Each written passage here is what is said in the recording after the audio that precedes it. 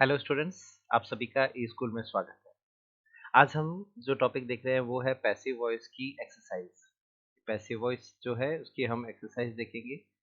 Students, आपको इसमें पहले आपको बता देता हूँ कि पैसिव वॉइस पे मैंने रूल्स बना रखे हैं और बहुत ही डिटेल्ड में बहुत ही अच्छे रूल्स बना रखे हैं जो मेरी प्लेलिस्ट में आपको मिल जाएंगे।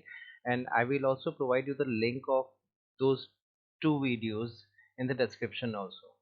तो आप रूल्स को अच्छे से देख लेना और उसके बाद में इस एक्सरसाइज को आप करने की कोशिश करना।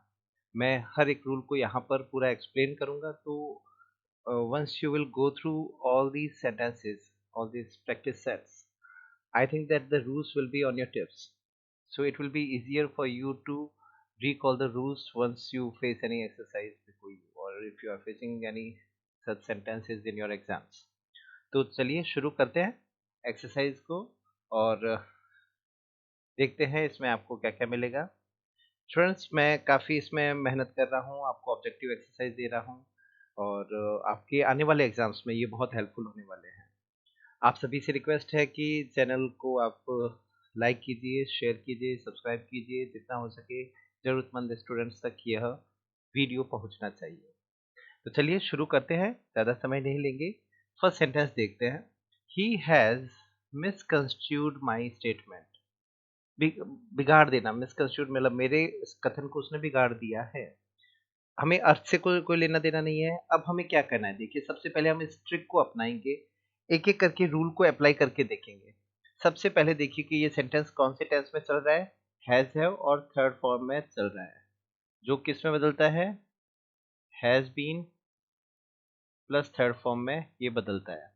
तो वाक्य में देखो हैज बीन कहाँ पे आ रहा है, वॉज आ रहा है, नहीं होगा।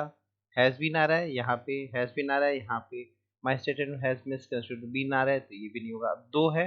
अब इसमें देखिए थर्ड फॉर्म किसमें है, मिसकंस्ट्रू और इसमें मिसकंस्ट्रू, तो अपना आंसर क्या हो गया यहाँ पर, बी। तो एक छोटी सी ट्रिक लगानी है और कुछ नहीं करना आपको। रूल्स की जो एक दो टेबल है वो आपको याद रखनी है। टेंस वाली टेबल लगभग अगर आपको अच्छे से याद है तो लगभग आप वाक्य इसमें कर लोगे। ठीक है, अब आगे बढ़ते हैं। His recent campaign has shown his talent. Same वही देखो, ये आपको यहाँ क्या मिला है, has have plus third form, जो किसमें बदलता है, has been, have been plus third form में बदलता है। तो इसको हम देखते हैं।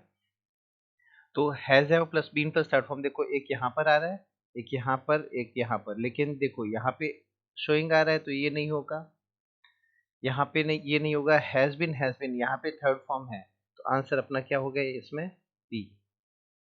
इतना इजी है ये, देख लीजिए। आपको वर्ब जो चेंजेज होते हैं वो आपको याद रखनी है, लगभग वाक्य आपके उससे हो जाएंगे। आगे बढ़ते हैं, नेक्स्ट सेंटेंस देखते हैं। This leader has crushed everyone. फिर से वही रूल है, 3 बार अगर कोई ऐसा वाक्य आ गया तो आपको तो रूल एकदम बिल्कुल याद हो जाना चाहिए। तो हैज बीन और थर्ड फॉर्म में ये बदलेगा। अब देखो ये has been plus third form कहाँ कहाँ आ रहा है, has been crushed, has been crush आ रहा है, नहीं होगा। हैज बीन क्रश्ड आ रहा है, हैज बीन क्रशिंग आ रहा है, नहीं होगा। तो दो रूल बचे। अब क्रश्ड आ गया यहाँ पे क्रश्ड आ गया। Everyone has been crushed by this that. अब ये यहाँ पे दिस कभी भी दैट में नहीं बदलता है, याद रखना। ये कंफ्यूजन क्या होता है कि हम पैसिव वॉइस के रूल्स और डायरेक्ट इनडायरेक्ट स्पीच के रूल्स को हम मिक्स कर देते हैं। दिस को हम दैट में बदल दिया तो ये गड़बड़ हो जाती है, ये यहाँ पर नहीं बदलने वाला। तो आपका आंसर क्या हो जाएगा यहाँ पर, ए। Everyone has been crushed by this leader. याद रहेगा रूल ये। तो छोटी छोटी बातें याद रखनी है और कुछ नहीं है। आगे बढ़ते हैं, नेक्स्ट एक्सरसाइज देखते हैं। We need vigorous opponent. ठीक है, अब आगे बढ़ते हैं, देखते हैं। वी नीड विगरस, ये यहाँ पे आ रखी है वर्ब की फर्स्ट फॉर्म, जो किस में बदलती है, is, are, am plus third form में। अब यहाँ पे ओपोनेंट क्या है, सिंगुलर, विगरस ओपोनेंट, ये सब्जेक्ट में आ गया, सिंगुलर है तो इज आना चाहिए। Is are am plus third form कहाँ पे आता है, देखो ये यहाँ था, ये नहीं होगा। इन तीनों में आ रहा है, लेकिन यहाँ देखो थर्ड फॉर्म, यहाँ थर्ड फॉर्म, तो ये भी नहीं होगा। अब is are am plus third form इन दोनों में आ रहा है। विगरस ओपोनेंट इज नीडेड, जहाँ तक सेम है, बाय अस, तो इसका मतलब बाय लगता है, देखो प्रेपोजिशन मैक्सिमम कंडीशन में क्या लगेगा, बाय लगेगा। कुछ सर्टेन कंडीशंस है जो आपको रूल्स में मिल जाएंगे। यहाँ पे ये समझ लीजिए कि टू यहाँ पर नहीं आएगा, आपका आंसर क्या हो जाएगा, सी हो जाएगा। ठीक है, फिर आगे बढ़ते हैं, नेक्स्ट एक्सरसाइज सेंटेंस देखते हैं। India will touch the magic target, will touch, इसको याद रखना है। तो will touch, will plus first form किस में बदलता है, will be plus third form में बदलता है, will be plus third form. तो देखो will be plus third form एक यहाँ आ रहा है, यहाँ आ रहा है, यहाँ पे थर्ड फॉर्म नहीं है, ये नहीं होगा, ये नहीं होगा, इन दोनों में। अब the magic target will be touched, यहाँ तक तो टूवर्ड्स इंडिया और बाय इंडिया वही रूल हो गया। बाय प्रेपोजिशन आता है, the magic target will be touched by India, answer would be B. इतना आसान ये आपके टॉपिक है। जस्ट आपको एक ट्रिक लगानी है ऑब्जेक्टिव क्वेश्चन की और आपका आंसर आपके सामने होगा। शी हैज टू पे, ये यहाँ पे इसको देखो, अब रूल क्या है, has to plus first form होती है, ये किस में बदलते हैं, has to be plus third form में, has to be plus third form. कहाँ कहाँ आ रहा है देखो, हैज बीन नहीं होगा, हैज टू बी होना चाहिए, ये भी नहीं होगा, हैज टू बी, लेकिन देखो पेड यहाँ पे थर्ड फॉर्म है, तो ये आंसर आपका आंसर होगा, ये आंसर भी आपका नहीं होगा, आपका आंसर क्या होगा, सिक्स में डी हो जाएगा। आया समझ में। अब आगे बढ़ते हैं, नेक्स्ट एक्सरसाइज देखते हैं। डू नॉट बिहेव एज स्कॉफलॉ, ठीक है, ये आपके इंपेरेटिव सेंटेंसेस होते हैं देखो। ठीक है, इंपेरेटिव सेंटेंस कैसे, क्योंकि ये फर्स्ट फॉर्म से या डू नॉट से शुरू होता है। ठीक है, अब इसका रूल क्या होता है, you are requested, you are advised and you are commanded, ordered, इस तरीके से ये शुरू होते वाक्य। अब यहाँ पे डू नॉट आया है तो कनेक्टिव क्या लगेगा, नॉट टू, डू नॉट किस में बदल जाएगा, नॉट टू में।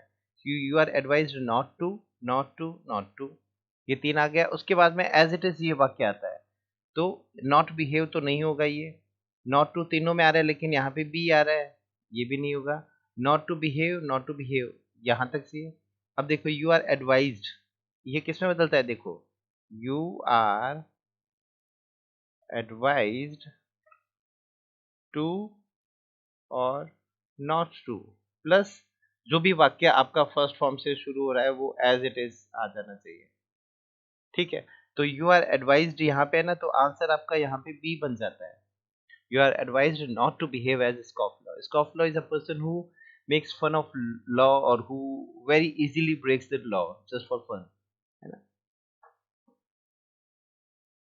नेक्स्ट आगे बढ़ते हैं, we are repairing the fractured organization, is are am plus I N G, is are am, ठीक है, और आई एन जी है, ये किस में बदलता है, इज आर एम का तो इज आर एम रहेगा, ठीक है, इसमें बीइंग और लग जाएगा, बीइंग प्लस वर्ब की third form, is are am plus being plus third form. अब देखिए, इज बीइंग थर्ड फॉर्म नहीं है, नहीं होगा, इज रिपेयर्ड नहीं होगा, इज बीइंग रिपेयर्ड, और इज बीन है तो बीन वाला भी नहीं होगा, ये आपका आंसर हो गया सी। ज्यादा रूल आपको देखना ही नहीं है, ऑब्जेक्ट को ऑब्जेक्ट आगे आना चाहिए, वो आना चाहिए, कुछ नहीं देखना। ऑब्जेक्टिव सेंटेंसेस में चार ऑप्शन में पहले वर्ब चेंज देख लो सही हो रखा है, तो इज बीइंग रिपेयर्ड आपका इज बीइंग और रिपेयर्ड, ये आपका आंसर सी हो गया यहाँ पर। आया समझ में। आगे बढ़ते हैं, नेक्स्ट सेंटेंस देखते हैं students. The dentist has treated my teeth, has plus third form वही रूल हो गया कि हैज प्लस थर्ड फॉर्म है वो किस में बदलता है, हैज हैव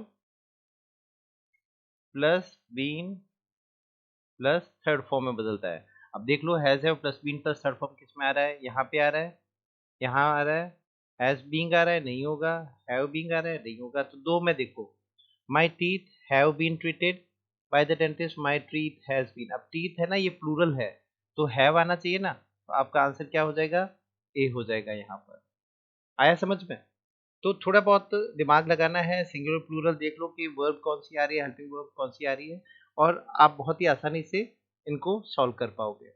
आगे बढ़ते हैं, why are you not opposing the bill, तो is are am plus not plus I N G, ये वही रूल हो गया, फिर से रिपीट करता हूँ, is are am plus I N G अगर होता है वो किस में बदलता है? Is, are am plus being plus third form में। तो देखो अब बीइंग प्लस थर्ड फॉर्म किस में आ रहा है? ये देखो इसमें आ रहा है, यहाँ पे आ रहा है बीइंग थर्ड फॉर्म, बीन है तो ये नहीं होगा, अब बीइंग हो गया, being opposed by you, why is, देखो यहाँ पे डब्ल्यू एच वर्ड आ गया, इज आ गया, यहाँ ये क्यों नहीं होगा? क्योंकि देखिए यहाँ पे इज है ना, ये यहाँ पर आना चाहिए था डब्ल्यू एच वर्ड के बाद में। तो वाई इज दिस बिल, है ना, not being opposed by you. अब देखिए ये भी वाक्य सेम है, ये भी वाक्य सेम है, why is this bill not being opposed by you, but difference lies only just at the end of the sentence, this sentence has question mark and this sentence does not have the same. So in such case, you have to be very attentive. You have to even look at the punctuation also. If the question mark is not given there, तो वो आपका answer नहीं होगा, चाहे same सारा वाक्य दे दिया गया हो। तो यहाँ पे आपका आंसर क्या हो जाता है? डी हो गया आपका answer. Why is this bill not being opposed by you? Question mark. ये देखो इंटेरोगेट, ये इनडायरेक्ट स्पीच होता है ना, तो वहां पे डायरेक्ट से इनडायरेक्ट में बदलते हो तो इंटेरोगेशन का मार्क नहीं आता है, यहाँ पे तो आएगा। तो इसलिए रूल्स में कंफ्यूजन नहीं करना है अपने को और अच्छे से उनको समझना है। अब आगे देखते हैं। Look at these words carefully. अब ये देखो सिर्फ फर्स्ट फॉर्म से शुरू हो रहा है, इम्पेरेटिव वाक्य हो गया, तो इसमें क्या होगा? लेट से बनाया है, तो देखो लेट का रूल क्या है? Let plus object plus be plus third form. अब लेट आ गया, बी देखो तीनों में आ रखा है, इसमें आ रखा है, इसमें नहीं आ रखा ना, नहीं होगा, इसमें आ रखा है, ये हो सकता है, बीइंग आ रखा है, ये भी नहीं होगा, दो ऑप्शन तो हट गए। तो बी लुक केयरफुली, यहाँ पे लुक देखो बी प्लस थर्ड फॉर्म आनी चाहिए ना, यहाँ बी प्लस फर्स्ट फॉर्म है, तो ये भी आंसर नहीं होगा, आपका आंसर क्या हो जाएगा? ए, है ना इजी। आगे बढ़ते हैं। Don't figure out my mistakes. अब सेम डू नॉट से शुरू हो रहा है ना, इम्पेरेटिव हो गया, यू आर, है ना, एडवाइज्ड, डू नॉट है तो not two plus given sentence first form से जो शुरू हो रहा है, यू आर एडवाइज्ड, टू है नहीं होगा, नॉट टू होगा, डू नॉट है ना, तो डू नॉट किस में बदलता है? Not to. You are advise है, सिर्फ फर्स्ट फॉर्म है, तो ये भी नहीं होगा, ये भी नहीं होगा, you are advise not to, you are advise to, तो ये भी नहीं होगा, नॉट टू वाला सी आंसर आपका हो गया। इस तरीके से छोटी छोटी ट्रिक लगानी है और आपका आंसर आपके सामने होगा। फिर आगे बढ़ते हैं, नेक्स्ट एक्सरसाइज देखते हैं। देखिए, why are these employees resigning work, interrogative है। अब why are these employees resigning, तो is are am plus I N G किस में बदलता है? Is are am plus being plus third form.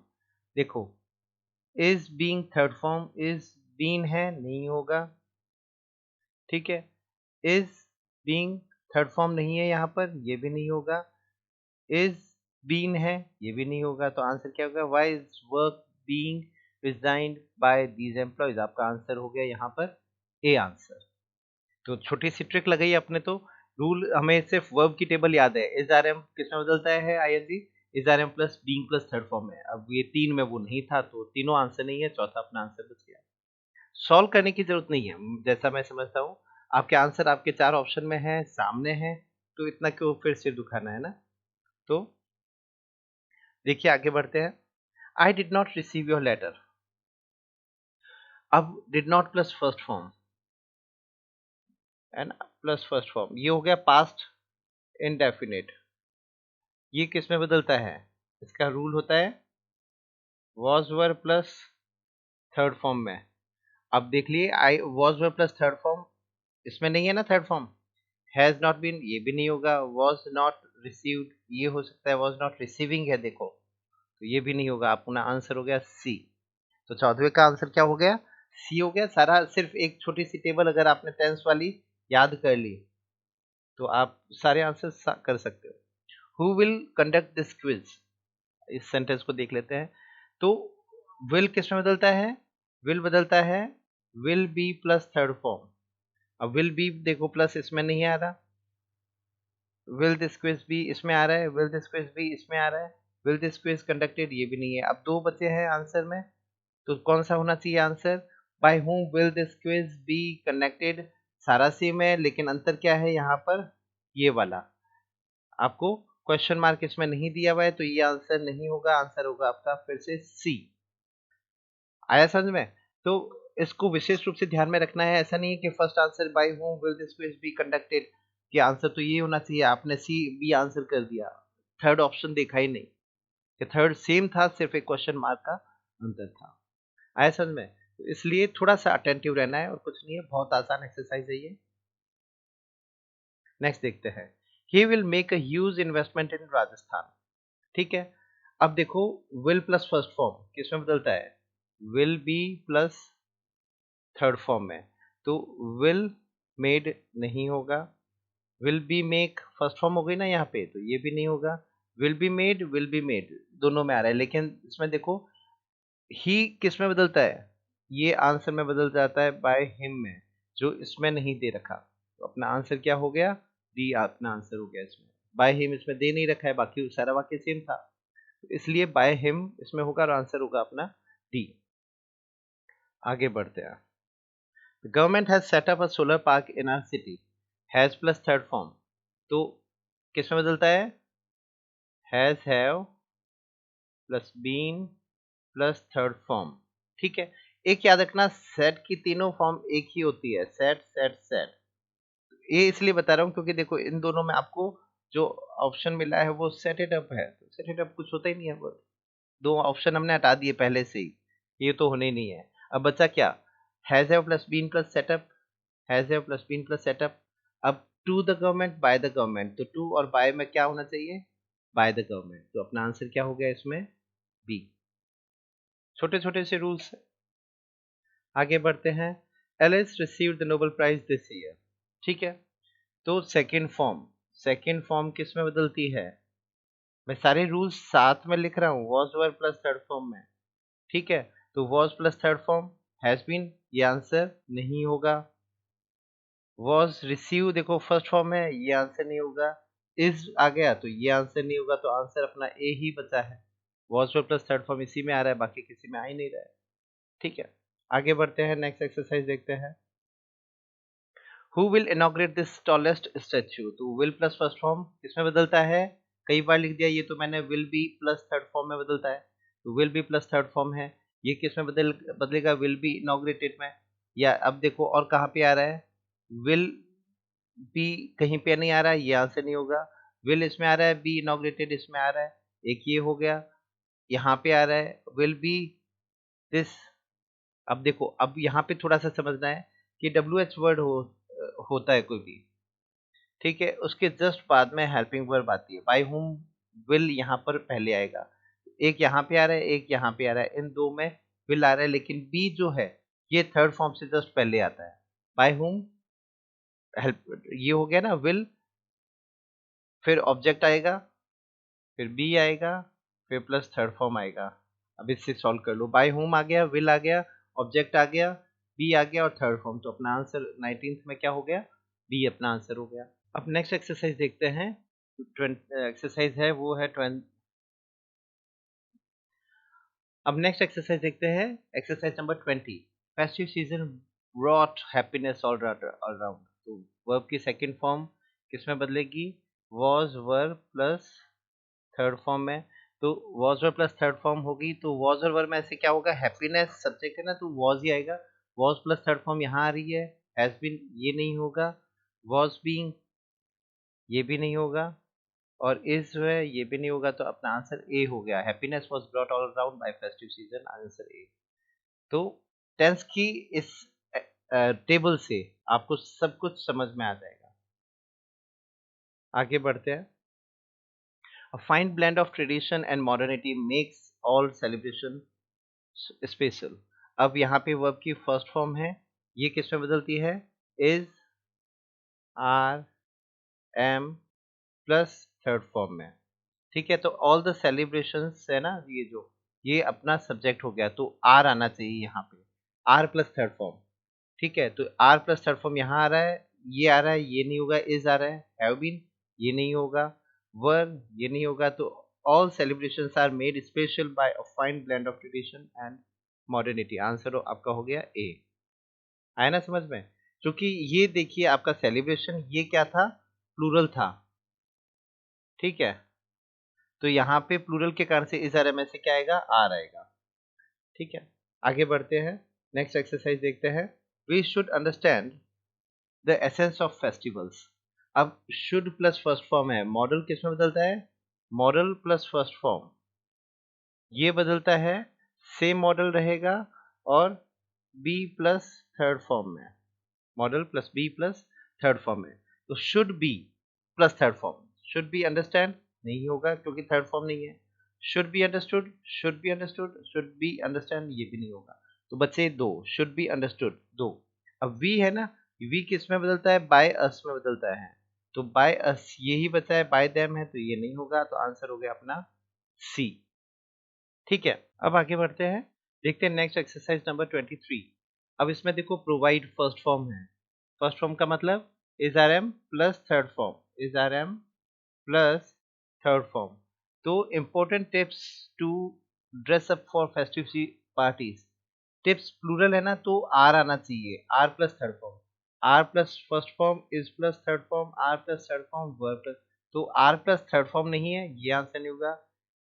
Is plus third form है, ये क्यों नहीं होगा, क्योंकि इंपोर्टेंट टिप्स है, प्लूरल है, तो आर प्लस थर्ड फॉर्म आना चाहिए, आर प्लस थर्ड फॉर्म इसमें वर प्लस थर्ड फॉर्म है, ये भी नहीं होगा, तो आंसर क्या हो गया, सी हो गया इसमें, इतना सा याद रखना है।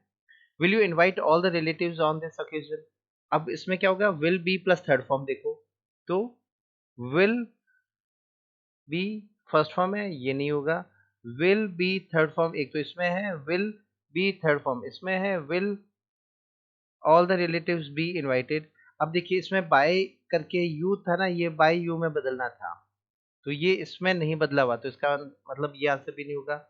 विद ऑल देखो ये सेम चल रहा है, with all the, will all the relatives be invited on this occasion by you, इसमें क्वेश्चन मार्क है, तो अपना आंसर डी होगा इसमें। आया समझ में? क्वेश्चन मार्क के भी कई बार अभी लेटेस्ट एक एग्जाम में ऐसा ही पूछा गया था, तो इसलिए इसको थोड़ा सा ध्यान से समझना है कि क्वेश्चन मार्क भी बहुत इंपॉर्टेंट है। How many times have you seen Republic Day parade, तो has have plus third form has have plus been में बदलता है, किसमें बदलेगा, has have plus been plus third form में, ठीक है।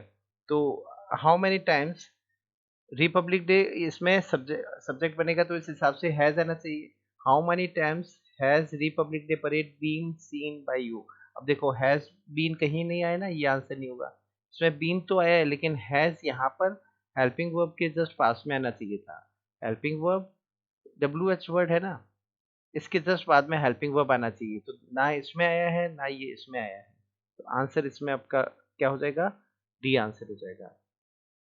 नेक्स्ट देखते हैं, when are you making plans to visit me, तो is are am plus I N G किस में बदलता है, is are am plus being में, इज बींग थर्ड फॉर्म नहीं है, ये थर्ड फॉर्म होनी चाहिए ना, made, is being third form यहाँ ठीक है, इज बीइंग थर्ड फॉर्म ये भी ठीक है, इज बीन है ये भी आंसर नहीं होगा, तो इसका मतलब आंसर इन दोनों में है, लेकिन देखो बाय यू कम से कम इसमें तो आना चाहिए था, इसमें नहीं आया, तो इसका मतलब ये आंसर इसमें नहीं होगा। आपका आंसर क्या होगा, when is your plan being made to visit me by you, इसका आंसर हो जाएगा सी, ठीक है। आगे बढ़ते हैं,